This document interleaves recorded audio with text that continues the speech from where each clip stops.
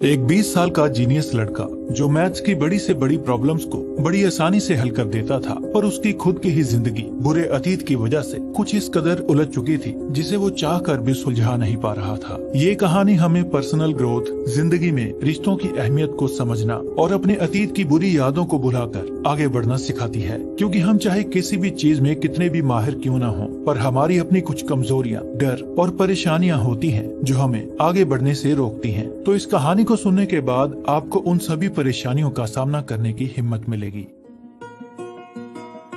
20 साल का नौजवान विल हंटिंग अपने घर में बैठकर किताब पढ़ रहा था। तब उसका दोस्त चकी हर रोज की तरह कार लेकर उसके घर पहुंचता है और विल को अपने साथ ले जाता है। इसी तरह चकी के साथ घूमना विल की डेली रूटीन बन चुकी थी। यूएसए की MIT यूनिवर्सिटी में मैथ्स के मशहूर प्रोफेसर और Nobel prize holder professor Gerald Lambeau अपनी क्लास के दौरान विद्यार्थियों को बताते हैं कि उन्होंने हाल के ब्लैक बोर्ड पर मैथ्स की एक मुश्किल प्रॉब्लम को लिखा है और जो कोई भी उस प्रॉब्लम को सोल्व कर देगा उसका नाम MIT टेक अखबार के फ्रंट पेज पर छपेगा, जिसके बाद उसे बहुत सारा फेम और ढेर सारी अपॉर्चुनिटीज मिलेंगी। वो बताते हैं कि अब तक जिन विद्यार्थियों का नाम MIT टेक में छप चुका है वो सब आगे चलकर महान व्यक्ति बने हैं जिन्होंने दुनिया में बड़े बड़े काम किए हैं और अब प्रोफेसर को अपने विद्यार्थियों से कुछ बड़ा कर दिखाने की उम्मीदें थी। विल MIT यूनिवर्सिटी में एक सफाई कर्मचारी था जो हाल में सफाई के दौरान उस ब्लैक बोर्ड पर लिखी मैथ्स की प्रॉब्लम को बड़े गौर से देखता है और एक ही नजर में वो प्रॉब्लम उसके दिमाग में छप जाती है। हालांकि उसे प्रोफेसर के चैलेंज और उससे मिलने वाले इनाम के बारे में कुछ नहीं पता था, पर फिर भी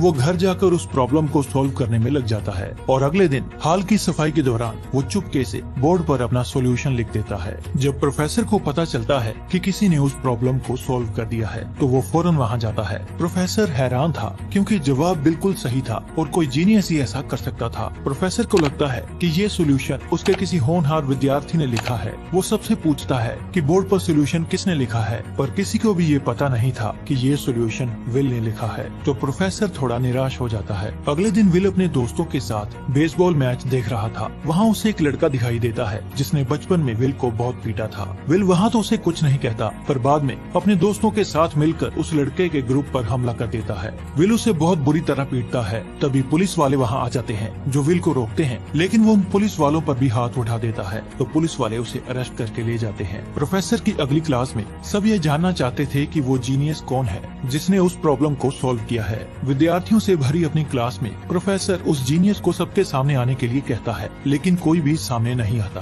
तो ये पता लगाने के लिए कि वो जीनियस कौन है, प्रोफेसर बोर्ड पर एक नई प्रॉब्लम लिख देता है जो पहली प्रॉब्लम से भी ज्यादा मुश्किल थी, क्योंकि इसका सोल्यूशन ढूंढने के लिए खुद प्रोफेसर और उसके साथियों को 2 साल लग गए थे। कोर्ट ने सुनवाई के लिए अगले हफ्ते की तारीख देकर विल को छोड़ दिया था, जो वापस MIT में आकर नई प्रॉब्लम को सॉल्व कर रहा था। मगर इस बार प्रोफेसर उसे देख लेता है और इससे पहले कि वो विल से कोई सवाल कर पाता, विल वहाँ से भाग जाता है। जब प्रोफेसर सॉल्यूशन को देखता है तो वो चौंक जाता है, क्योंकि जिस प्रॉब्लम को सॉल्व करने में उसे 2 सालों तक कड़ी मेहनत करनी पड़ी थी, विल ने उसे बड़ी आसानी से सॉल्व कर दिया था। प्रोफेसर समझ चुका था कि विल एक जीनियस है। फिर उस रात विल अपने दोस्तों को झूठ बोलता है कि उसे MIT से निकाल दिया गया है। वो अपने दोस्तों को खुलकर पूरा सच नहीं बताता कि वो खुद ही MIT की नौकरी छोड़ रहा है और वो मैथ का एक जीनियस है। शायद उसके अंदर का कोई डर उसे रोक रहा था। फिर वो एक क्लब में जाते हैं जहाँ चकी 2 लड़कियों को इम्प्रेस करने की कोशिश करता है, पर एक घमंडी लड़का वहाँ आता है जिसे अपनी नॉलेज पर बहुत घमंड था और वो चकी को नीचा दिखाने के लिए उससे काफी मुश्किल सवाल पूछता है। तो अपने दोस्त को बचाने के लिए विल सिचुएशन को संभालता है और उसके सवाल का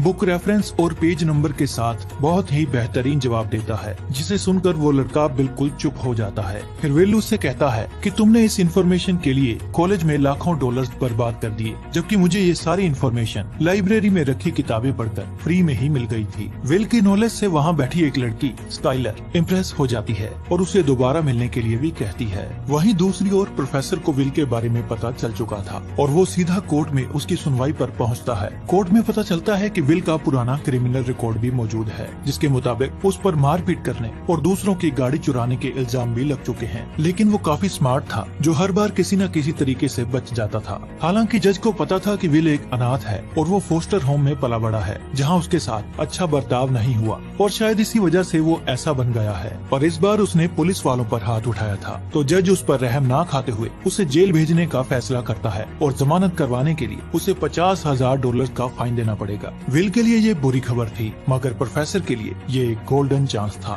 प्रोफेसर ने जज से बात करके विल को अपनी सुपरविजन में रखने के लिए मना लिया था, और इसके लिए विल को उसकी 2 शर्तें माननी पड़ेंगी। पहली कि उसे प्रोफेसर के साथ मैथ्स की रिसर्च पर काम करना पड़ेगा, और दूसरी कि उसे थेरेपिस्ट के पास जाना पड़ेगा जब तक कि वो सुधर नहीं जाता, क्योंकि थेरेपिस्ट की रिपोर्ट के बेसिस पर ही वो कोर्ट से उसकी जमानत ले सकते हैं, और जमानत होने तक विल को प्रोफेसर की निगरानी में ही रहना होगा। विल मैथ्स की रिसर्च के लिए तो मान जाता है, पर थेरेपिस्ट की बात सुनकर वो हंसने लगता है और मना कर देता है। क्योंकि उसके पास कोई और रास्ता नहीं था, तो प्रोफेसर की दोनों शर्तें उसे माननी ही पड़ती हैं। इसके बाद विल मैथ्स की एक और मुश्किल प्रॉब्लम को सॉल्व करके प्रोफेसर को अच्छी तरह से यकीन दिला देता है कि उसने किसी ट्रिक का इस्तेमाल नहीं किया, बल्कि वो सच में एक जीनियस है। प्रोफेसर को विल पर गर्व था। कल वो थेरेपिस्ट के पास जाने वाला था, इसलिए वो उस थेरेपिस्ट की किताब पढ़कर उसके बारे में सारी इन्फॉर्मेशन इकट्ठा करता है ताकि वो उसे बेवकूफ बना सके, और ऐसा ही होता है। अपने सेशन के दौरान वो उस थेरेपिस्ट के सीक्रेट रिवील कर देता है, और घबराकर वो थेरेपिस्ट विल का ट्रीटमेंट करने से मना कर देता है। फिर दूसरा थेरेपिस्ट उसे हिप्नोटाइज करने की कोशिश करता है, लेकिन उसकी कोशिश भी नाकाम हो जाती है, क्योंकि विल बहुत स्मार्ट था, जिसके सामने कोई भी थेरेपिस्ट टिक नहीं पा रहा था। प्रोफेसर समझ चुका था कि विल इतनी आसानी से काबू में आने वाला नहीं है, तो वो अपने पुराने दोस्त शॉन से मदद मांगता है, जो कम्युनिटी कॉलेज में साइकोलॉजी का प्रोफेसर था, और वो प्रोफेसर जेरल्ड का रूममेट भी रह चुका था। फिर प्रोफेसर जेरल्ड शॉन को विल के बारे में सब बताते हुए कहता है कि विल एक नायाब हीरा है, जिसे खुद की वैल्यू का पता नहीं है। वो कोई आम लड़का नहीं, बल्कि वो भारत के महान मैथमेटिशियन श्रीनिवास रामानुजन की तरह ही एक जीनियस बच्चा है। श्रीनिवास रामानुजन सर की लाइफ स्टोरी पर हमने ऑलरेडी एक वीडियो अपलोड कर रखी है, जिसका लिंक आपको आई बटन और डिस्क्रिप्शन में मिल जाएगा। प्रोफेसर की बातें सुनकर शॉन विल की थेरेपी के लिए मान जाता है।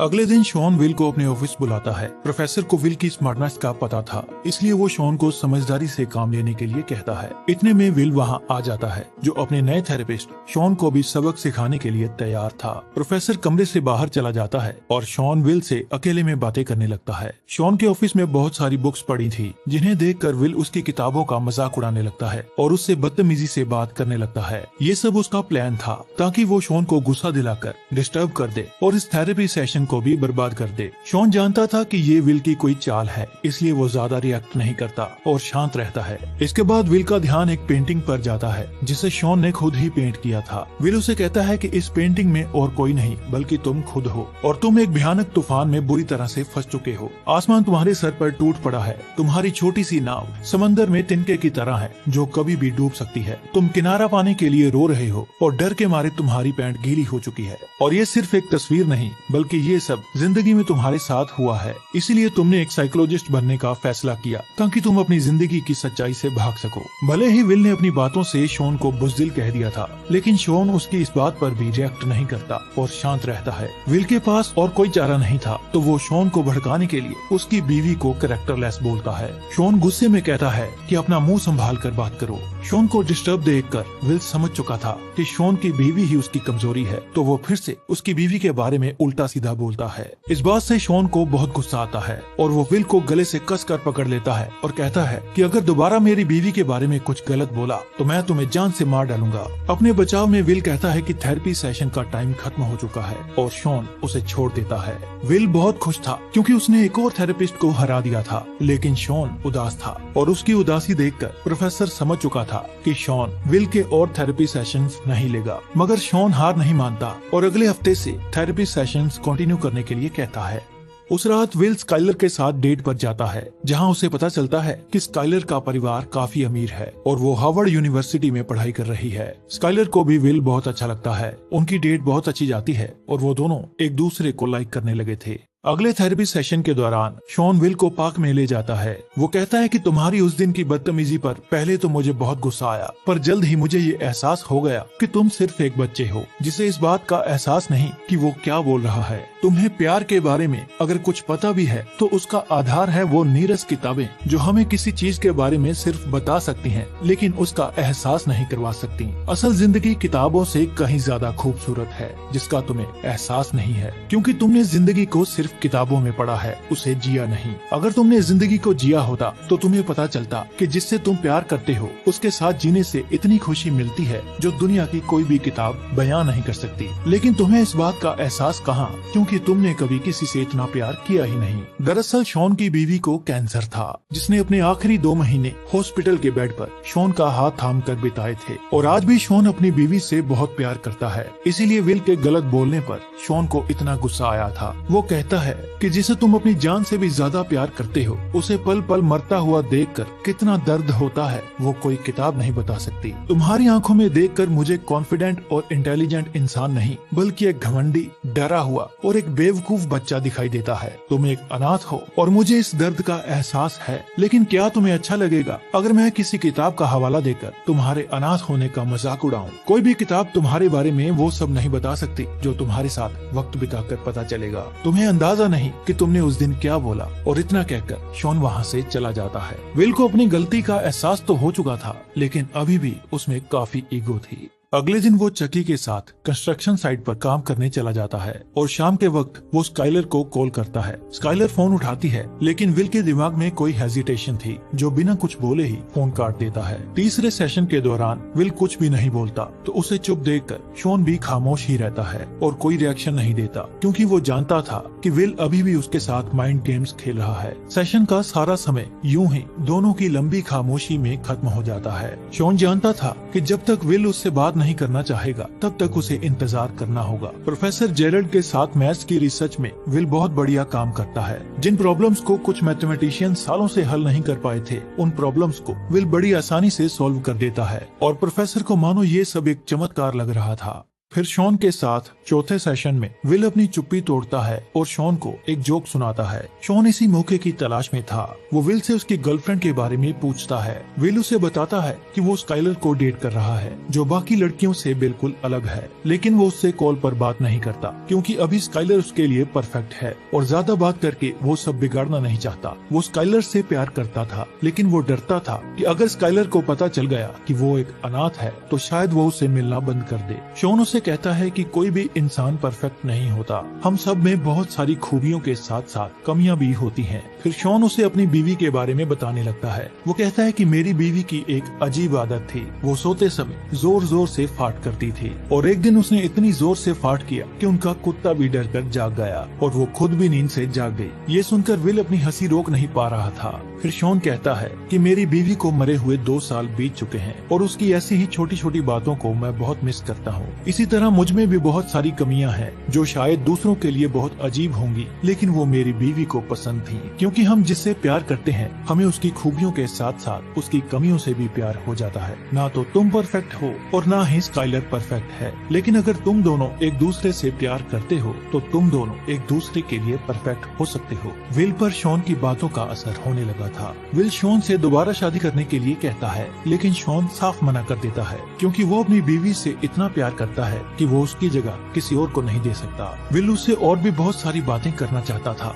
लेकिन शॉन कहता है कि टाइम खत्म हो चुका है। और ये पहली बार था जब टाइम खत्म होने की बात किसी थेरेपिस्ट ने कही थी, क्योंकि आज तक जितने भी सेशंस हुए थे उनमें विल जीतता आया था और पहली बार किसी थेरेपिस्ट की जीत हुई थी, क्योंकि शॉन उसका इलाज किसी साइकोलॉजी की किताब पढ़कर नहीं बल्कि अपनी जिंदगी के निजी अनुभव से कर रहा था, जो किसी भी किताब से बेहतर था क्योंकि उसकी बातें सुनने में बहुत दिलचस्प थी। सेशन के बाद विल स्काइलर से मिलता है। जब स्काइलर विल से उसके परिवार के बारे में पूछती है तो विल उसे झूठ बोल देता है कि उसके 12 बड़े भाई हैं और वो 13वां और सबसे छोटा है। अगले सेशन में वो शॉन से पूछता है कि तुम्हें कभी ये सोचकर अफसोस नहीं हुआ कि ना तो तुम अपनी बीवी से मिलते और ना ही तुम्हें आज इतना दुख उठाना पड़ता। इस पर शॉन कहता है कि नहीं, मुझे किसी बात का जरा सा भी अफसोस नहीं है। फिर विल पूछता है कि तुम अपनी बीवी से कैसे मिले थे और तुम्हें प्यार कैसे हुआ, तो शॉन बताता है कि वो अपने दोस्तों के साथ बेसबॉल का मैच देखने गया था, जो बेसबॉल के इतिहास का बहुत खास मैच था। वो अपने दोस्तों के साथ पूरी रात गेट के पास सोया ताकि सुबह उन्हें टिकट्स मिल सके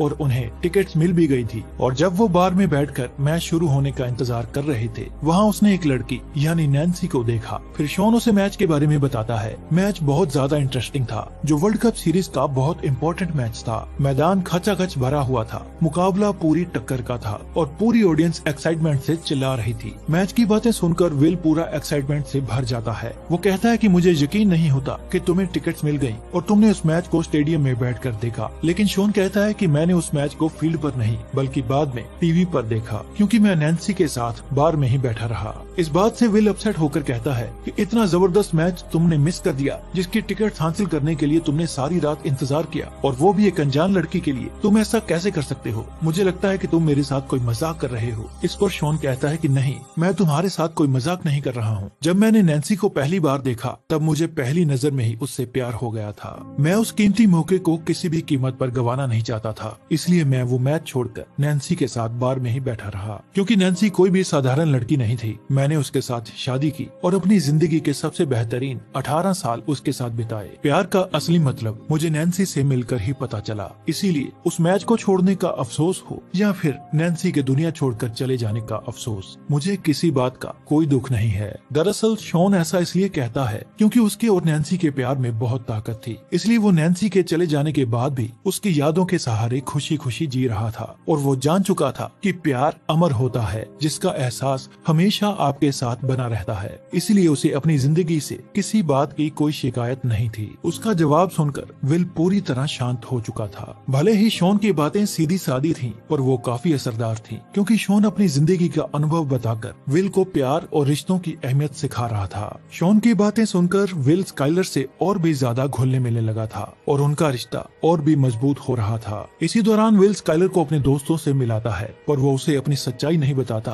कि वो अनाथ है। क्योंकि विल को हायर करने के लिए बहुत सारी कंपनीज के ऑफर्स आने लगे थे, तो प्रोफेसर शॉन से मिलता है ताकि शॉन जल्द से जल्द उसकी रिपोर्ट बनाकर उन्हें दे और वो विल का करियर प्लान कर सके। लेकिन शॉन कहता है कि विल को अभी वक्त चाहिए, और मुझे लगता है कि विल को डिग्रीज, मेडल्स और शोहरत नहीं चाहिए, बल्कि उसकी मंजिल कुछ और है। और अगर हमने उस पर किसी तरह का दबाव बनाया तो विल हमेशा के लिए यहाँ से भाग जाएगा। बावजूद इसके जब प्रोफेसर विल को इंटरव्यू देने के लिए कहता है तो विल अपनी जगह अपने दोस्त चकी को इंटरव्यू के लिए भेज देता है, जो इंटरव्यू कंडक्ट करने वाले स्टाफ से ही पैसे लेकर चला जाता है। क्योंकि स्काइलर अपने फ्यूचर के लिए कैलिफोर्निया जाने वाली थी, तो वो विल को अपने साथ कैलिफोर्निया चलने के लिए कहती है ताकि वो दोनों एक साथ रह सकें। पर विल इसके लिए तैयार नहीं था। वो स्काइलर से बहुत प्यार करता था, लेकिन अभी भी उसके अंदर किसी तरह की इनसिक्योरिटी थी। उसे लगता था कि स्काइलर उसे छोड़कर किसी अमीर लड़के के साथ शादी कर लेगी, इसीलिए वो उस पर पूरी तरह से भरोसा नहीं करना चाहता था। विल की बातें सुनकर स्काइलर को लगने लगा था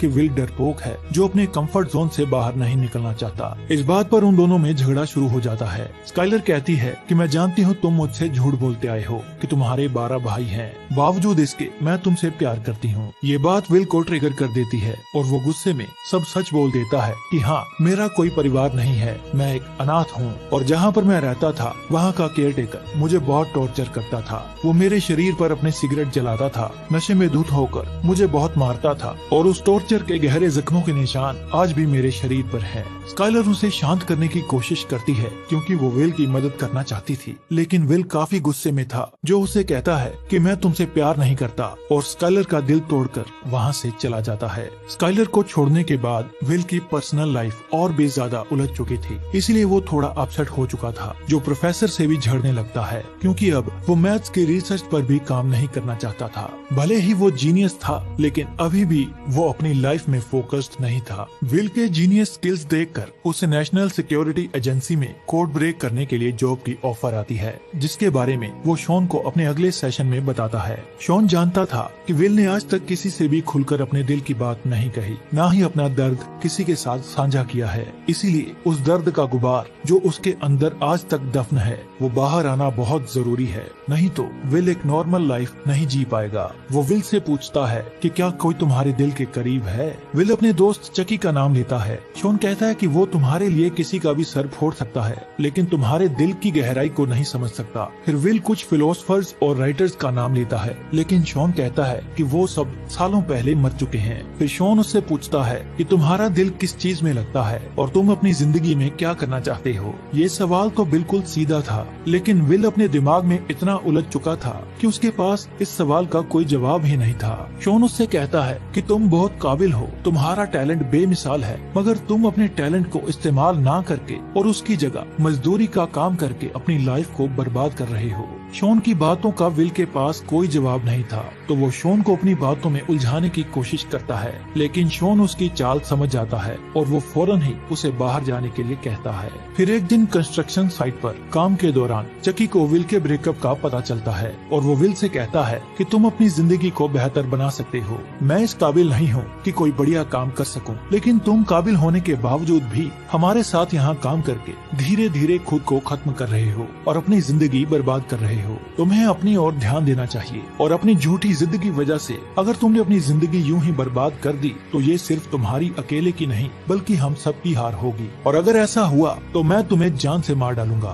उसकी बातें विल को सोचने पर मजबूर कर देती हैं, क्योंकि विल अब मैथ्स की रिसर्च पर काम नहीं करना चाहता था, इसलिए प्रोफेसर को उस पर बहुत गुस्सा था जो शॉन के ऑफिस में उससे बहस कर रहा था। प्रोफेसर सोच रहा था कि अगर विल हमारे साथ काम नहीं करना चाहता तो उसे थेरेपी टेस्ट में फेल करके जेल भेज दिया जाए, लेकिन शॉन प्रोफेसर को समझाता है कि बचपन में विल पर हुए अत्याचारों की वजह से उसके दिमाग पर बुरा असर पड़ चुका है, जो आज भी किसी पर भी भरोसा करने से और किसी को भी अपने दिल के करीब लाने से डरता है, क्योंकि अब तक उसने जिस पर भी भरोसा किया उन सब ने उसके भरोसे को तोड़ा और उसे दुख पहुंचाया, इसीलिए मैं तुम्हें ऐसा नहीं करने दूंगा। फिर शॉन कहता है कि विल जो कर रहा है वो एक बचाव का तरीका है, इससे पहले कि कोई तुम्हें छोड़े, तुम्हें दुख पहुंचाए, तुम खुद ही उसे छोड़ दो और उससे मिलने वाले दर्द से बच जाओ। इसी वजह से विल पिछले 20 सालों से अकेला है, क्योंकि वो किसी पर भी भरोसा करने से या किसी के साथ गहरा रिश्ता बनाने से डरता है। और रही बात उसके दोस्तों की, तो वो हमेशा मौज मस्ती करते हैं, जो बिना कुछ सोचे समझे विल के एक इशारे पर किसी का भी सर फोड़ने के लिए तैयार रहते हैं। इसलिए विल उनके साथ कंफर्टेबल महसूस करता है, पर उसके दोस्त भी उसके दिल की गहराई को समझ नहीं सकते। शॉन का मानना था कि विल को अपना करियर बनाने से पहले किसी के साथ एक मजबूत रिश्ता बनाने की सख्त जरूरत है, ताकि वो दिल खोल कर जी सके। इसी बीच विल वहाँ आ जाता है, जो दरवाजे के उस पार से सब सुन रहा था, और उसे ये भी पता चल चुका था कि शॉन उसकी तरफदारी कर रहा है, जो उसके बारे में सब जानता है। और जब उन दोनों का झगड़ा बढ़ जाता है तब विल दरवाजा खोल देता है। फिर प्रोफेसर वहाँ से चला जाता है और शॉन विल को उसके कोर्ट केस की फाइल दिखाता है, जिसमें विल की तस्वीरें थी जो उस पर हुए चाइल्ड अब्यूज का प्रूफ थी। विल शॉन से पूछता है कि क्या कभी तुमने ये सब महसूस किया है, तो शॉन कहता है कि हाँ, मैंने ये महसूस किया है। मेरा बाप शराबी था जो अक्सर नशे में धुत होकर घर आता था और किसी को मारने पीटने के लिए बेताब रहता था। तब मैं उसे उकसाता था ताकि मैं अपनी माँ और छोटे भाई को बचा सकूं। विल कहता है कि अनाथालय में मेरा फोस्टर फादर भी ऐसा ही था, जो टेबल पर बेल्ट, छड़ी और रेंच रख कर बोलता था कि इनमें से एक चुन लो। शॉन कहता है कि मैं बेल्ट चुनता, लेकिन विल कहता है कि मैं रेंच चुनता था ताकि वो अपनी पूरी भड़ास निकाल ले। शॉन ने उसके थेरेपी सेशंस के आधार पर अपनी फाइनल रिपोर्ट भी तैयार कर ली थी। विल मन ही मन सोच रहा था कि वो थेरेपी रिपोर्ट में फेल हो चुका है और अब वो जेल जाने वाला है। वो शॉन से पूछता है कि तुमने रिपोर्ट में क्या लिखा है, अटैचमेंट डिसऑर्डर या छोड़कर चले जाने का डर। विल उसे ये भी बताता है कि वो स्काइलर से अलग हो चुका है। उसकी बातें सुनकर शॉन समझ जाता है कि विल आज बिल्कुल अकेला हो गया है और वो अंदर से बुरी तरह से टूट चुका है। फिर वो विल से कहता है कि तुम मेरी बात ध्यान से सुनो, आज तक जो कुछ भी तुम्हारे साथ हुआ है उसमें तुम्हारी कोई गलती नहीं है। विल कहता है ठीक है, इट्स ओके, लेकिन शॉन उसे कहता है कि तुम समझ नहीं रहे हो, इस सब में तुम्हारी कोई गलती नहीं है। दरअसल शॉन ये अच्छी तरह से जानता था कि विल उसके सिवा किसी पर भी भरोसा नहीं करता, इसीलिए वो विल को रुलाने की कोशिश कर रहा था ताकि जो गुबार उसके अंदर सालों से दफन है वो उसे बाहर निकाल सके और विल को हल्का महसूस करा सके। वो धीरे धीरे विल के करीब जाता है, लेकिन विल उसके करीब आने से डिस्टर्ब हो रहा था। पहले तो वो शॉन को दूर धकेलता है, लेकिन बाद में वो उसे कसकर गले लगा लेता है और जोर जोर से रोने लगता है। शॉन उसे पिता की तरह प्यार देता है, जो विल को आज तक किसी ने नहीं दिया था, और ये पहली बार था जब विल किसी के गले लगकर रोया था। ये पल बहुत इमोशनल था, जिसे शब्दों में बयां नहीं किया जा सकता।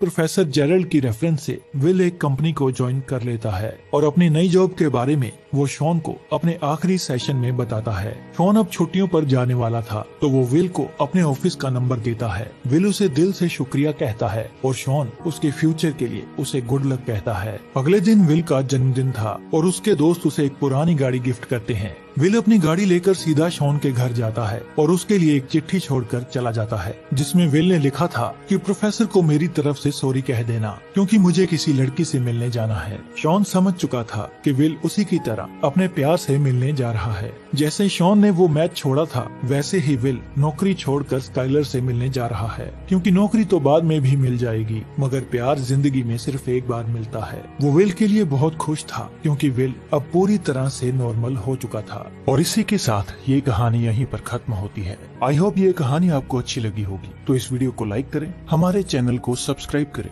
और आपने इस कहानी से क्या सीखा कमेंट्स में हमें जरूर बताएं।